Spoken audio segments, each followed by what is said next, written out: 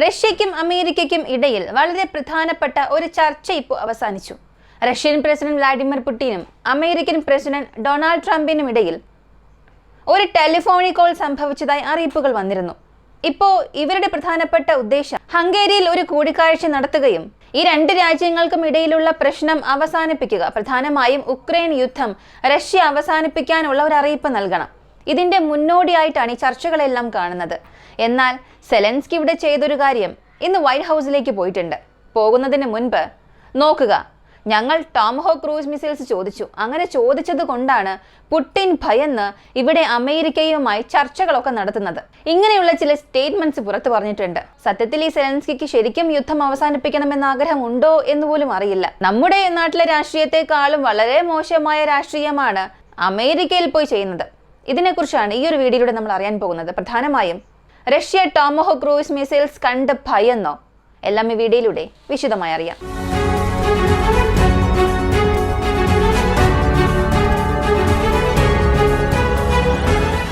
ആദ്യം പറയാൻ പോകുന്നത് ഇന്ത്യയെക്കുറിച്ചുള്ള വാർത്തകളാണ്. കാരണം അടുത്തിടെ ഡൊണാൾഡ് ട്രംപ് ഒരു വാർത്ത പുറത്തുവിട്ടിരുന്നു. Happy with him buying oil from Russia because that lets Russia continue on with this ridiculous war where they've lost 1.5 million people. By the way, Russia's lost 1.5 million people, soldiers mostly. India ഞങ്ങൾക്കൊരു promise ചെയ്തിട്ടുണ്ട്. എത്രയും പെട്ടെന്ന് റഷ്യയുടെ പക്കൽ നിന്ന് വാങ്ങുന്ന crude, റഷ്യയുടെ പക്കൽ നിന്ന് വാങ്ങുന്ന പെട്രോളിയം പ്രോഡക്ട്സ് ഞങ്ങൾ സീറോയിലേക്ക് കൊണ്ടുവരും. അവരുടെ ഇമ്പോർട്ട് ഞങ്ങൾ ഇവിടെ കുറയ്ക്കും, അല്ലെങ്കിൽ അവസാനിപ്പിക്കും എന്ന രീതിയിൽ ഒരു ഉറപ്പെനിക്ക് നൽകിയതായി ട്രംപ് ഒരു കാര്യം പറഞ്ഞു. Today that they will not be buying oil from Russia. That's a big stop. Now I got to get China to do the same thing. ഇത് ലോകമെമ്പാടും ഒരു ഹോട്ട് ടോപ്പിക്കായി മാറി. റഷ്യയുടെ ഓയിൽ കൂടുതൽ ഇമ്പോർട്ട് ചെയ്യുന്നതിൽ ഇന്ത്യക്ക് പ്രത്യേക ഒരു സ്ഥാനം ഉണ്ടായിരുന്നു. എന്നാൽ ഇതിന് പിന്നിലുള്ള വിവരം എന്താണ്? ഇന്ത്യയുടെ പക്കൽ നിന്നും ഒഫീഷ്യൽ കൺഫർമേഷൻ എന്തെങ്കിലും ലഭിച്ചോ എന്ന് ചോദിച്ചാൽ ഇന്ത്യ ഔദ്യോഗികമായി ഇങ്ങനെ ഒരു അറിയിപ്പ് നടത്തിയിട്ടേ ഇല്ല. മാത്രവുമല്ല, ട്രംപിന്റെ പക്കൽ നിന്നും ഇങ്ങനെ ഒരു സ്റ്റേറ്റ്മെന്റ് വന്ന അന്നത്തെ ദിവസം ട്രംപിനും മോദിക്കും ഇടയിൽ ഏതൊരു ഫോൺ കോൺവെർസേഷനും സംഭവിച്ചിട്ടില്ല. ഇത് വ്യക്തമായി തന്നെ അറിയുന്നുണ്ട്. അപ്പോൾ ഈ അനൗൺസ്മെന്റ് വരുന്നതിന് മുൻപ് ഇവർക്കുള്ളിൽ എന്തെങ്കിലും പ്രധാനപ്പെട്ട സംഭാഷണം നടന്നോ, അല്ലെങ്കിൽ ഈ ട്രംപ് വെറുതെ എന്തെങ്കിലുമൊക്കെ പറയുന്നതാണോ എന്ന് പോലും അറിയില്ല. എന്നാൽ ഈ ഒരു അറിയിപ്പിന് ഇന്ത്യയുടെ പക്കൽ നിന്നും ഇപ്പോഴും ഏത് തരത്തിലുള്ള എതിർപ്പും വന്നിട്ടില്ല. ഒഫീഷ്യലായി അത് അക്സെപ്റ്റും ചെയ്തിട്ടില്ല. അപ്പോൾ ഇതിനിടയിൽ പ്രശ്നം എങ്ങനെ മാറിയെന്ന് ചോദിച്ചാൽ ചൈന ഒരു മുന്നറിയിപ്പ് നൽകിയിട്ടുണ്ട്. റഷ്യയുടെ പക്കൽ നിന്നും ചൈന വാങ്ങുന്ന പെട്രോളിയം പ്രോഡക്ട്സ് കുറയ്ക്കണം, അല്ലെങ്കിൽ ക്രൂഡ് ഇമ്പോർട്ട് ബാൻ ചെയ്യണമെന്ന് അമേരിക്ക പറയുന്നുണ്ട്. അങ്ങനെ ചെയ്തില്ലെങ്കിൽ 500% താരിഫ് ചൈനയ്ക്ക് നൽകുമെന്നും പറഞ്ഞു. അങ്ങനെ ഒരു താരിഫ് നൽകിയാൽ റിയൽ കോൺസിക്വൻസസ് നിങ്ങൾ കാണും. കാരണം ഇന്ന് ചൈനയെ മാറ്റി നിർത്തിക്കൊണ്ട് ലോകത്തിലുള്ള ഏത് രാജ്യത്തെ കൊണ്ടും പ്രവർത്തിക്കാൻ സാധിക്കില്ല. അത് അമേരിക്കയായാലും ചൈനയുടെ ഇമ്പോർട്ട് ഇല്ലാതെ ഇവരെ കൊണ്ട് ഏതൊരു വ്യവസായവും നടത്താൻ കഴിയില്ല. പ്രധാനമായും technological side, technology industry side. അപ്പോൾ ഞങ്ങളും ഇതിനെതിരെ പ്രവർത്തിക്കും. പ്രധാനപ്പെട്ട ചില ക്രിട്ടിക്കൽ എലമെന്റ്സ് നിങ്ങൾക്ക് എക്സ്പോർട്ട് ചെയ്യുന്നത് ഞങ്ങളും ബാൻ ചെയ്യും. ഇങ്ങനൊരു വലിയൊരു അറിയിപ്പ്, അല്ലെങ്കിൽ ഒരു ബോംബ് തന്നെയാണ് ചൈന അവിടെ ഇട്ടത്. ഇപ്പോൾ റഷ്യയുടെ ക്രൂഡ് ഉപയോഗിച്ച് ഒരു വലിയ പ്രശ്നം അവിടെ സംഭവിക്കാൻ പോകുന്നുണ്ട്. ഇതിന് തുടക്കമിട്ടത് ഇന്ത്യയിൽ നിന്നാണ്. അപ്പോൾ ട്രംപ് അങ്ങനെ പറഞ്ഞുവെങ്കിൽ റഷ്യക്ക് തീർച്ചയായും ഇതൊരു തിരിച്ചടിയായി മാറും. ഇതാണ് അവരുടെ പദ്ധതി തന്നെ. എന്നാൽ റഷ്യയുടെ ക്രൂഡ് ഇല്ലാതെ ലോകത്തിൽ ഈ പെട്രോളിയം പ്രോഡക്റ്റിന്റെ മാർക്കറ്റ് സ്റ്റേബിൾ ആകില്ല. ഇന്നൊരു ബാരൽ $100 ആണെങ്കിൽ അത് റഷ്യയുടെ ഓയിൽ അകത്തേക്ക് വരുന്നത് കൊണ്ട് മാത്രമാണ്. ഇത് റഷ്യയുടെ ഓയിൽ ഡയറക്റ്റ് അങ്ങോട്ടേക്ക് ആക്സസ് ആകുന്നില്ലെങ്കിലും ഇന്ത്യ പോലുള്ള രാജ്യങ്ങളിൽ നിന്നും ശുദ്ധീകരിക്കുകയും വീണ്ടും ആ ശുദ്ധീകരിച്ച പെട്രോൾ യൂറോപ്യൻ യൂണിയനിലേക്കാണ് പോകുന്നത്. അപ്പോൾ ഈ ഒരു ചെയിൻ ബ്രേക്ക് ആയാൽ യൂറോപ്യൻ യൂണിയനിൽ ഒരു വലിയ ഫ്യൂവൽ ഷോർട്ടേജ് ഉണ്ടാകും. ഫ്യൂവൽ ഷോർട്ടേജ് ഉണ്ടാകുമ്പോൾ അവിടെ ഫ്യൂവലിന്റെ റേറ്റ് കൂടും. ഈ സമയം അമേരിക്ക പ്രയോജനപ്പെടുത്താൻ തുടങ്ങും. ഞാൻ നിങ്ങൾക്ക് ക്രൂഡ് നൽകാം, ഞാൻ നിങ്ങൾക്ക് ഓയിൽ നൽകാം, ഞാൻ നിങ്ങൾക്ക് പെട്രോൾ, ഡീസൽ, ഗ്യാസ്, LNG എന്ത് വേണമെങ്കിലും ഞാൻ നിങ്ങൾക്ക് നൽകാം. ഇങ്ങനെ അമേരിക്കയുടെ ഒരു റീറൂട്ട് ഇവിടെ ചെയ്യാൻ തുടങ്ങും. അപ്പോൾ അവരുടെ പക്കൽ നിന്നും വരുന്ന പ്രകൃതി വിഭവങ്ങൾ യൂറോപ്യൻ യൂണിയനിലേക്ക് വരുമ്പോൾ അത് യൂറോപ്പിനെ സ്റ്റെബിലൈസ് ചെയ്യാൻ തുടങ്ങും. മറുവശത്ത് റഷ്യ ഒറ്റപ്പെടാൻ തുടങ്ങും. ഇതൊക്കെ സംഭവിക്കുന്നത് അത്ര ഈസിയാണോ എന്ന് ചോദിച്ചാൽ ചാൻസ് വളരെ വളരെ കുറവാണ്. കാരണം റഷ്യയുടെ പക്കൽ നിന്നും നേരിട്ടൊരു പൈപ്പ് ലൈൻ യൂറോപ്യൻ യൂണിയനിലേക്ക് പോകുന്നുണ്ട്. അതായത് ഞാൻ ഇവിടെ നിന്നും ഒരു ടാപ്പ് തുറന്നാൽ യൂറോപ്യൻ യൂണിയനിലേക്ക് നേരിട്ട് വെള്ളം എത്തും. അതുപോലൊരു കണക്ഷനാണ് റഷ്യയ്ക്കും യൂറോപ്യൻ യൂണിയനും ഇടയിലുള്ളത്. എന്നാൽ അമേരിക്കയ്ക്കും യൂറോപ്യൻ യൂണിയനും ഇടയിലുള്ള ഈ ഒരു കണക്ഷൻ അതെങ്ങനെയാണെന്ന് ചോദിച്ചാൽ അമേരിക്കയുടെ ഒരു കിണറിൽ നിന്നും ഒരു പാത്രം നിറയെ വെള്ളം എടുത്ത് തലയിൽ വെച്ച് അത് പതിയെ പതിയെ ചുമന്ന് നടന്നു കൊണ്ടുപോയി ആവശ്യമായ സ്ഥലങ്ങളിലേക്ക് ഒഴിച്ചു കൊണ്ടുവരണം. ഈ ഒരു സ്ഥിതിയാണ് അമേരിക്കയ്ക്കും യൂറോപ്യൻ യൂണിയനും ഉള്ളത്. അപ്പോൾ ഇത് സംഭവിക്കാനുള്ള പോസിബിലിറ്റി ഉണ്ട്. ഗ്യാസ് ഇവരെ കൊണ്ട് ഇമ്പോർട്ട് ചെയ്യാൻ കഴിയും, എന്നാൽ അതിന്റെ കോസ്റ്റ് കൂടും.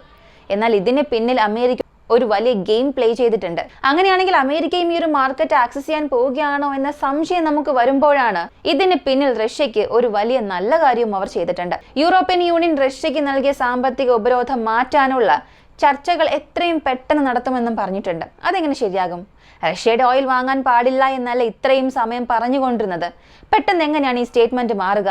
ഇതിന് പിന്നിൽ ഒരുപാട് സംഭവങ്ങൾ നടന്നിട്ടുണ്ട്. ഓരോന്നായി ഞാനിപ്പോൾ പറയാം. ഇന്ത്യയുടെ പക്കൽ നിന്നാണ് ഈ ഒരു പ്രശ്നം ആരംഭിച്ചത്. റഷ്യയുടെ ഓയിൽ നിങ്ങൾ വാങ്ങാൻ പാടില്ല, ക്രൂഡ് നിങ്ങൾ വാങ്ങാൻ പാടില്ല എന്ന്.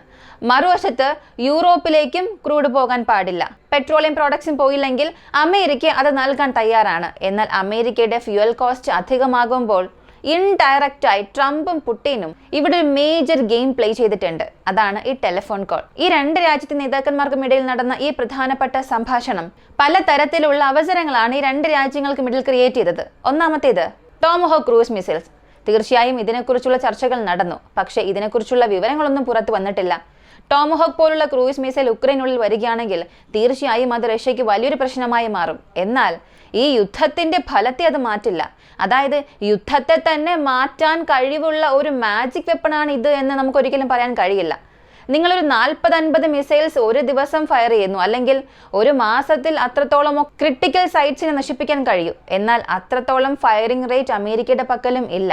അവരുടെ പക്കൽ ലിമിറ്റഡ് റിസോഴ്സ് ആണ്. ഈ വെപ്പൺസ് ഒക്കെ അങ്ങനെ ഒരുപാട് ആയിരക്കണക്കിന് ലക്ഷക്കണക്കിനൊക്കെ നിർമ്മിച്ച് അങ്ങനെ സ്റ്റോക്ക് ചെയ്ത് വയ്ക്കാൻ കഴിയില്ല. അമേരിക്കയുടെ പക്കൽ ലിമിറ്റഡ് റിസർവ് ആണ് ഉള്ളത്. അതിനാൽ ഉക്രൈനിലേക്ക് ഈ ഒരു വെപ്പൺ സിസ്റ്റം പോകുന്നത് റഷ്യയെ നെഗോസിയേഷൻ ടേബിളിലേക്ക് കൊണ്ടുവരും എന്നൊക്കെ അവർ ചിന്തിക്കുന്നത് വെറുതെ പറയാൻ നന്നായിരിക്കും. ഇത് റഷ്യയും കൺസിഡർ ചെയ്യും. എന്നാൽ റഷ്യക്ക് ഇത് കാരണം വലിയൊരു ഭീഷണി ഉണ്ടോ എന്ന് ചോദിച്ചാൽ ഇല്ല എന്ന് തന്നെ പറയേണ്ടി വരും. എങ്കിലും ചെറിയൊരു പോസിബിലിറ്റി അവിടെ ഉണ്ട്. പക്ഷെ അമേരിക്ക ഇതിന് ഒരു ട്രംപ് കാർഡ് യൂസ് ചെയ്യാൻ തുടങ്ങിയിട്ടുണ്ട്. റഷ്യയെ സൈക്കോളജിക്കലായി ഡൗൺ ചെയ്യുന്നത് പോലെയും ആകും, ഉക്രൈൻ ആവശ്യമായ ഒരു ഹോപ്പ് നൽകുന്നത് പോലെയും ആകും. ഈ രണ്ട് നേതാക്കന്മാർക്കും ഇടയിൽ ചർച്ചകൾ നടന്നതുപോലുള്ള ഒരു സെറ്റപ്പും അവിടെ ഉണ്ടാക്കി. അപ്പോൾ ഈ ടോമഹോക്ക് എന്ന ക്രൂയിസ് മിസൈൽ അത് നേരിട്ടുണ്ടാക്കുന്ന ഇമ്പാക്റ്റിനേക്കാൾ ഇൻഡയറക്റ്റായി ഇവിടെ ഉണ്ടാക്കുന്ന ഇമ്പാക്റ്റാണ് അധികം. അല്ലെങ്കിൽ ആ പ്രശ്നങ്ങൾ വലിയ റോൾ തന്നെ പ്ലേ ചെയ്യുന്നുണ്ട്. ഇതിന്റെ ഫലം എന്താണെന്ന് ചോദിച്ചാൽ ഈ രണ്ട് നേതാക്കന്മാർക്കും ഇടയിൽ നടന്ന ഈ ചർച്ച ഇപ്പോൾ ഹംഗേരിയിൽ തുടരാൻ പോവുകയാണ്. അലാസ്കയ്ക്ക് ശേഷം റഷ്യൻ പ്രസിഡന്റ് വ്ളാഡിമിർ പുടിനും അമേരിക്കൻ പ്രസിഡന്റ് ഡൊണാൾഡ് ട്രംപും ഹംഗേരിയിൽ മീറ്റ് ചെയ്ത് സംസാരിക്കാൻ പോവുകയാണ്. ഇതൊരു പ്രധാനപ്പെട്ട ചർച്ചയായി മാറും. ഇതിന് പിന്നിലാണ് ആ എനർജി സംബന്ധിക്കുന്ന റഷ്യയുടെ ക്രൂഡ് വീണ്ടും യൂറോപ്യൻ യൂണിയൻ വാങ്ങാനുള്ള ചർച്ചകൾ നടക്കാൻ പോകുന്നത്. അപ്പോൾ അമേരിക്ക ഇവിടെ അറിഞ്ഞോ അറിയാതെയോ റഷ്യയ്ക്ക് ഒരു വലിയ ഗേറ്റ് ഓപ്പൺ ചെയ്ത് കൊടുത്തിട്ടുണ്ട്. ഇങ്ങനെ ഈ ഓപ്പണായ ഗേറ്റിൽ എന്ത് സംഭവിക്കുമെന്ന് ചോദിച്ചാൽ യൂറോപ്യൻ യൂണിയൻ ആരെയാണോ ശത്രുവായി ചിന്തിച്ചത്, അല്ലെങ്കിൽ യൂറോപ്യൻ യൂണിയനിലെ രാജ്യങ്ങൾ ആരെയാണോ തങ്ങളുടെ ജന്മശത്രുവായി മാറ്റി നിർത്തണമെന്ന് ചിന്തിച്ചത്, അവരുടെ പക്കൽ നിന്ന് തന്നെ വീണ്ടും ക്രൂഡ് വാങ്ങേണ്ട ഒരു സാഹചര്യത്തിലേക്ക് വരും. അപ്പോൾ റഷ്യയുടെ പക്കൽ നിന്നും ഡിസ്കൗണ്ടഡ് പ്രൈസിൽ ചൈനയിലേക്കും ഇന്ത്യയിലേക്കും വരുന്ന ക്രൂഡ് ഓയിൽ കട്ട് ചെയ്യുക, അല്ലെങ്കിൽ അതിന്റെ പെർസെന്റേജ് കുറയ്ക്കുക എന്നത് വീണ്ടും റീറൂട്ട് ചെയ്യാനുള്ള ഒരു സാഹചര്യമായി അവിടെ മാറും. ഇതൊരു പോയിന്റ് ഓഫ് നെഗോസിയേഷനായി പുടിൻ തീർച്ചയായും വയ്ക്കും. കാരണം റഷ്യയുടെ എക്കണോമിക്ക് ഓയിൽ സെയിൽ എന്നത് വളരെ പ്രധാനപ്പെട്ട ഒന്നാണ്. ഇപ്പൊ യൂറോപ്പിലേക്കുള്ള ഓയിൽ സെയിൽ ഇല്ലാതെ റഷ്യ കൊണ്ട് സർവൈവ് ചെയ്യാൻ കഴിയില്ല. അപ്പൊ യുദ്ധത്തെ അവസാനിപ്പിക്കണമെന്നുണ്ടെങ്കിൽ ഇതൊരു മേജർ പോയിന്റായി മാറും. അപ്പൊ യുദ്ധം അവസാനിപ്പിക്കാൻ ഇതൊരു പ്രധാനപ്പെട്ട പോയിന്റായി വച്ചാൽ ഈ യുദ്ധം അവസാനിക്കാനുള്ള അവസരങ്ങളുണ്ട്. റഷ്യയ്ക്ക് ആവശ്യമായ സ്ഥലവും ലഭിക്കും, അവർക്ക് ആവശ്യമായ എനർജി മാർക്കറ്റും അവരെ കൊണ്ട് ആക്സസ് ചെയ്യാൻ കഴിയും.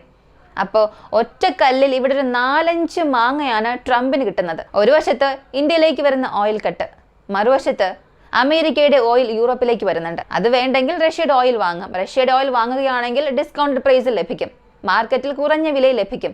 അമേരിക്കയുടെ ഓയിൽ വാങ്ങുകയാണെങ്കിൽ മാർക്കറ്റിൽ കൂടുതൽ കോസ്റ്റിലായിരിക്കും ലഭിക്കുക.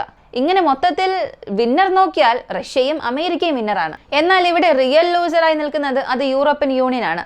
ഇതിനിടയിലാണ് സെലൻസ്കി ഇങ്ങനെയുള്ള സ്റ്റേറ്റ്മെന്റ്സ് ഒക്കെ പുറത്തുവിടുന്നത്. നിങ്ങൾ ഹംഗേരിയിൽ വെച്ച് നടക്കുന്ന ഈ ചർച്ചകളെ കുറിച്ചൊക്കെ സംസാരിക്കുന്നല്ലോ. ടോമഹോക്ക് ക്രൂയിസ് മിസൈൽ എന്ന ടോപ്പിക് വന്നതിന് ശേഷമാണ് റഷ്യ ഭയന്നു പോയത്. ക്രെംലിൻ അങ്ങനെ നടുങ്ങി വിറച്ചുപോയി. അവരുടെ ഈ ഭയത്തിന്റെ പ്രതിഫലനമാണ് ഈ ചർച്ചകൾ എന്നൊക്കെ പറയുന്നുണ്ട്. സത്യത്തിൽ ഇദ്ദേഹത്തിന് യുദ്ധത്തെ അവസാനിപ്പിക്കണം, അല്ലെങ്കിൽ അതിനുള്ള ഒരു അവസരത്തിനായി ഇദ്ദേഹം കാത്തിരിക്കുന്നോ എന്ന് പോലും അറിയില്ല.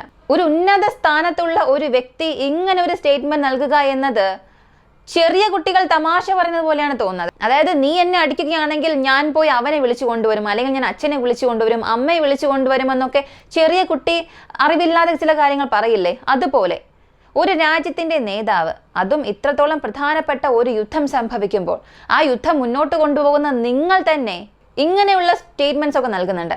ടോമഹോക്ക് വരുന്നത് കൊണ്ടാണ് നിങ്ങൾ ഇത്രയും ഭയന്നത്, അതുകൊണ്ടാണ് ചർച്ചകൾ നടത്തുന്നത് എന്നൊക്കെ ചിന്തിച്ചു നോക്കുക. നിങ്ങൾ റിയാക്ട് ചെയ്യുന്നത് പോലെ പുടിൻ റിയാക്ട് ചെയ്യുകയാണെങ്കിൽ, റഷ്യയിലുള്ള നേതാക്കൾ റിയാക്ട് ചെയ്യുകയാണെങ്കിൽ ഈ സമാധാന ചർച്ച സമാധാനമായി നടക്കുമോ? ദയവ് ചെയ്ത് ചർച്ചകൾ അവസാനിക്കുന്നത് വരെയും സെലൻസ്കി മിണ്ടാതിരിക്കുന്നതായിരിക്കും നല്ലത്.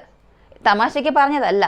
ലോക രാഷ്ട്രീയത്തെ സംബന്ധിച്ചിടത്തോളം ഒരു ചെറിയ സ്റ്റേറ്റ്മെന്റ് മതി രണ്ട് രാജ്യത്തിനും ഇടയിലുള്ള ബന്ധത്തെ അവസാനിപ്പിക്കുന്നതിനും രണ്ട് രാജ്യത്തിനിടയിൽ അവസാനിച്ച ബന്ധത്തെ വീണ്ടും ഒന്നിച്ചു ചേർക്കുന്നതിനും. അങ്ങനെയുള്ള സാഹചര്യത്തിൽ ഇദ്ദേഹത്തിന്റെ സ്ഥാനത്തിനനുസരിച്ചതുപോലുള്ള മറുപടികൾ നല്ലതായിരിക്കും. ഇങ്ങനെയുള്ള സ്റ്റേറ്റ്മെന്റ്സ് അദ്ദേഹം അവോയ്ഡ് ചെയ്യുന്നത് നല്ലതായിരിക്കും. ടോംഹോക്കിനെ കണ്ട് ഇവർ ഭയപ്പെടുന്നു എന്നൊരു സ്റ്റേറ്റ്മെന്റ് സെലൻസ്കി പറഞ്ഞു. ഇതിനെക്കുറിച്ച് ഞാനൊരു കാര്യം പറയാം. ഒരു 59 മിസൈൽസ്, ടോമഹോക്ക് ക്രൂയിസ് മിസൈൽസിനെ ഇതേ അമേരിക്ക ട്രംപിന്റെ ഉത്തരവിൻ കീഴിൽ സിറിയക്കെതിരെ അവിടെയുള്ള ഒരു ബേസിന് നേരെ അയച്ചു.